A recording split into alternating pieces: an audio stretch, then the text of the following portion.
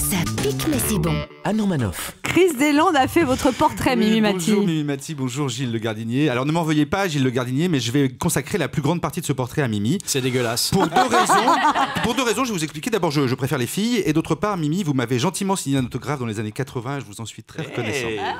C'est vrai? Ouais. Gilles Le Gardinier, vous êtes un des auteurs les plus lus en France, à l'instar de vos collègues Lévy, Musso ou Françoise Bourrin. La critique ne vous épargne jamais. Françoise Bourrin? Non, c'est Musso et Bourdin. Hein. C'est Bourdin, ouais, c'est pas Musso et Bourrin. Hein. C'est pas Bourrin, c'est la fille que t'as Et puis il y a rencontrée hier. Bussy aussi.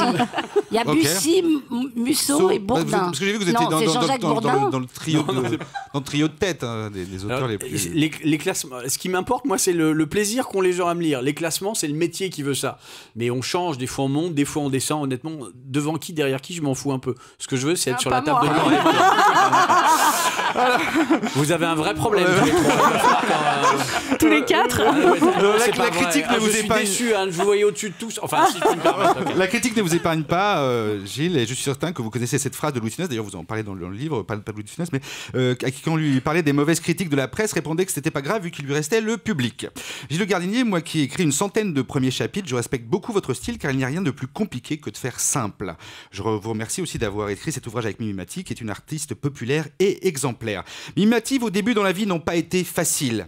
En effet, Ah bon? vous êtes né à Lyon. Ah oui, c'est sûr Ouais. que ça... Pas de bol. De Melon, vous êtes monté à Nice. Pour intégrer l'école de spectacle de Michel Fugain, et là, 8 heures par jour, vous avez chanté, dansé, joué la comédie comme votre idole Shirley MacLaine. Et c'est une personne de petite taille, Philippe Bouvard, qui vous a donné votre chance en vous intégrant à son, Mais il est très grand, moi, je trouve. à son petit théâtre. Dans cette émission mythique, aux côtés de Michel Bernier, de Pascal Légitimus, de Jean-Marie Bigard, d'Yvan Burger et de Richard Taxi, Et d'Isabelle de Botton. et d'Isabelle de Botton.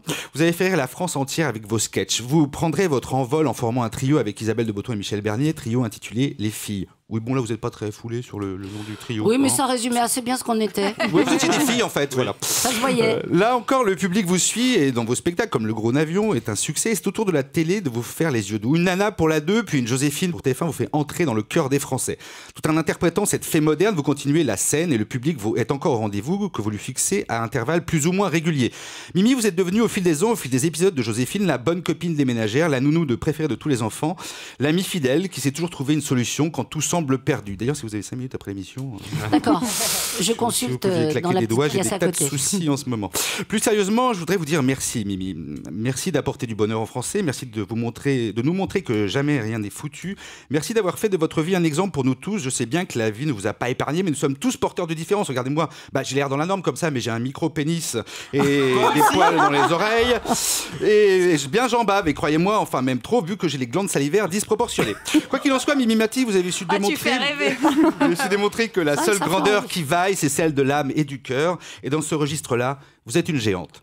Pour tout cela et pour tout le reste, merci de votre présence parmi nous ce midi, messieurs, dames. Ben, merci beaucoup. Merci. Europe 1, ça pique, mais c'est bon.